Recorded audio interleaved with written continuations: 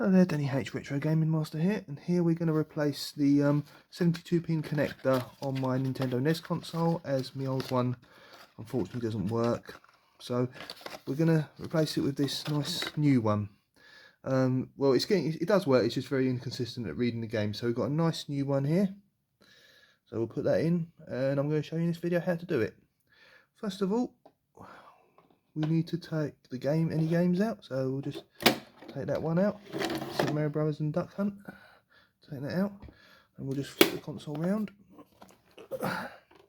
and there you'll see some screws. Now luckily for the NES, it doesn't take the tri-wing screws or those funny dome shaped screws that the SNES console uses, so it's just basically normal. I don't know if you can see that in there, my camera isn't focusing too well today. But I don't know if you can see in there, but if you can't, then just take my word for it. I use the old Phillips screws. So I think there's one there, one there, one there, one there, one there, and one there, and you've got these two as well. So what we do is we can use a normal Phillips screwdriver, and here we are. Just go in there, see if it'll fit. Yeah, that one fits. Just undo it like that. Then undo all of them. And then you just do that for the other screws as well. Just pause it while I get the others out. Right, that's all 6 screws out, as you can see. Just normal, as you can see, just normal Phillips ones. So NES luckily uses Phillips screws, and not, like I say, not any of the later ones. So we're going to take the top off, the lid off, and that's what we've got inside. Pretty dusty in there actually. Need to give that a clean out at some point. Yeah, so need to get some air duster at some point. Give it. As you can see how it works when you push that down and it puts the game in position. But there are more screws, as you can see, up there and round the side there, so they need to be the next ones out. I think the ones holding this metal framing need to come out first. So what we'll do is we'll do the screwdriver again, and then we'll just take all those ones out, and I'll pause the video so we'll get those ones out.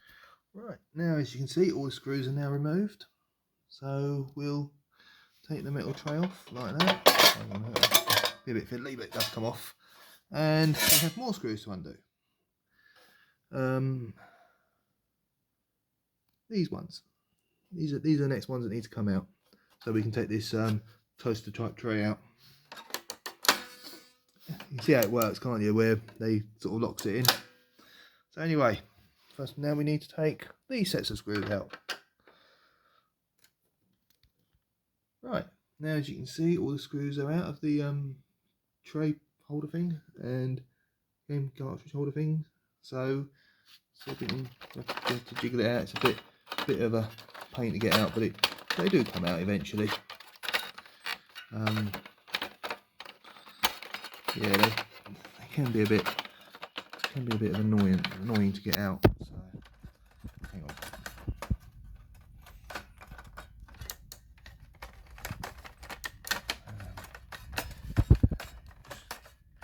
You have to sort of fiddle it a little bit to get it out. It's a bit annoying. Another screw's holding in, is there? Hang on, let me pause it a minute. Yeah, you just off camera, I sort of pulled it up a bit, and so it should now come out pretty easy. There we are. Right, now that exposes all the motherboard. Need a bit of a clean. Need to get some air duster at some point to clean that all out. But now we just got to get this bit out. I think there's still some screws holding it in some place. I think it's these two here. Let me just put those. Let me just put that down for a minute and put the screws in here. With the NES console, because there's quite a few screws holding each bit in, it's all you really do need to keep the screws together. Otherwise, if you start losing them, you could have a few problems. Although the console should work if you've got most of the screws in. Anyway, so we'll take these 2 screws out, and hopefully that'll liberate the board from the rest of it. Because it's this bit here we need to get out here. We need to get that bit out there. So we'll just take these screws out here and see how we go. Right, now we've got the screws out, we just need to take the board out and unclip those 2 connectors there. Might just leave the blue one in actually because it's a bit fiddly to get out. So yeah, right. Well, there's no screws holding that in. The board looks, as you can see, looks pretty clean. So yeah, we'll just take this little thing out here. It's a bit of a nightmare to get out, so I might have to do that off camera. But I don't know, it might come out yet. Might come out.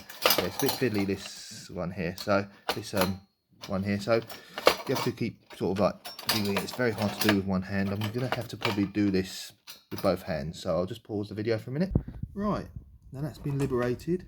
I'm gonna give that a good clean as well, because obviously if you're gonna put a new connector in, it makes sense to keep that clean. To be fair, my connector actually doesn't look that bad. Actually, I probably will keep hold of it just in case and give it a really good clean as well. But as you can see, that looks pretty. I'm going to give that bit there a good clean as well, because maybe the connections between there and there, between that bit and that bit there, which connects to the board, and that bit there, well, it sort of doesn't connect to the board. It sort of, well, it does connect to the board, but not sort of, doesn't sort of fasten to the board. It sort of pushes onto that bit. So yeah, I'm going to give that a good clean, and then we'll put the new one in and see what that does. Right, for that job, for this cleaning job here, I'm using IPA. Not green tea IPA, isopropyl alcohol. That good stuff that cleans the games. I'm going to give the board a bit of a clean as well, actually, to be honest, because it is quite dirty in there. Give that a bit of a nice freshen up, and then give that there a bit of a clean. It's amazing how much dust that builds up in here, but it really is. And then just I'll turn it around in a minute, and I'll do the other side.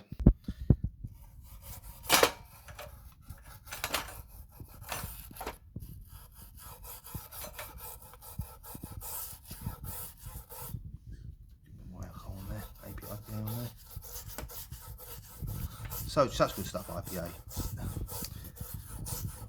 Really is. But it's not just good for games consoles cleaning up, it's good for so many other things as well. And it keeps a lot of things going. It really does. I love the stuff. Alright, so what we're going to do now, we're going to put the new one on there. And the new one is just a reversal of the old one. You just got to force it on there and push it on there and then put everything back together. Right, that's the new one back in position. We can start putting it all back together, starting with the connectors at the bottom there. Like I said, I didn't take the blue one out in the end because it was just too fiddly. So we'll put the other ones in and we'll go from there. Right, now I've got it all back in position. I did have to remove the blue connector in the end because it was just too awkward to get it on. Anyway, I'm going to give that a bit of a clean out, give the console a bit of blow because there's a bit of dust in there. But the rest of the console actually looks pretty good condition. Right, now the next thing we're going to do is we're going to put the board in, the motherboard in, and try and put those connectors back in. I'll do that off camera because it's a bit of an awkward job. Right, as you can see, all the connectors are back in, so now it's just a case of putting these two screws back in. That bit there, just put the boot on the isopropyl alcohol, and we'll just put these two screws in first, and then we'll put this bit in next. And now it's time for the toaster type device to go in, which holds the cartridge in. This is a bit fiddly, so I might need to do this off camera as well, but you just got to push it in so all these holes here are all in alignment. So yeah, I'm going to do that off camera, and then hopefully that'll... Right, well, I've loosened these screws up a bit, so hopefully we should be able to work it in a bit easier. That's the two screws holding that bit in. Right, as you can see, that's all back in position, so we're going to push that. So we're going to get that all in sort of like in alignment. It's a bit awkward, a bit fiddly to do, but we'll get there. Just do it off camera because it's a bit awkward to do with one hand. Right, that's all back in position now by the looks of it. I think that's all set up correctly. So what we need to do now is need to screw it all in. Right, when you do these screws up, you sort of need to do a little bit on each of them, and then when you know the console's fully in, then you'll be there. So this is very fiddly. The NES is very much a console that's a bit of a pain to put back together again. It's easy to take apart, quite an easy console to take apart, but a very hard one to put back together again properly. So what we'll do is we'll put these screws in and see how we are. Right, as you can see, the screws are all back in position. So what we'll do is we'll give that a bit of a clean in a minute, and well, I'll give it a clean now actually. Right, as you can see, I've put Mario and Duck Hunt back in, because we're going to be testing it in a minute. So let's put the other screws in, and then put the top bit on. Now, finally, all we need to do is put the lid back on. As you can see, the screws are there ready because I put them in there. whenever you take these consoles apart, always make sure you keep the screws together, because if you don't, then you could have problems when you're putting it back together. Anyway, that metal sheet is, and that plastic, black plastic bit, are probably the worst bits of putting it back together. They are so fiddly, you have to really jig everything around, jiggle it all around. It is an absolute pain. But anyway, we just got to put it all back together, and then hopefully we should have a working NES. Right, anyway, that's all back together now. It's like the way it says there, unauthorised attempts will render warranty void. I don't think it's under warranty at the moment since the console, it says 1985 on there, so that's 37 years ago, so I can't see it still being under warranty. I mean, I could take it to Nintendo and send it to Nintendo and see if they'll fix it if there was any future repairs, but I don't know if they'll appreciate it. Anyway, let's get this beastie up and see if it works. So now we're going to turn it on and then we'll see where we are. Oh, hang on. I think the plug's disconnected. Yep, I was right, the plug was disconnected. Let's see what turns up.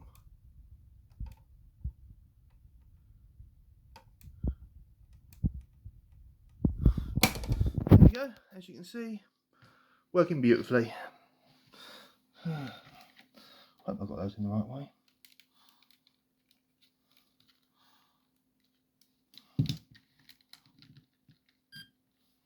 Oh, playing in player 2, I think I put those in the wrong way around, but never mind, I'll take them apart and I'll sort them out. But as you can see, that's all working beautifully. So take care guys, and I shall see you soon. Bye bye.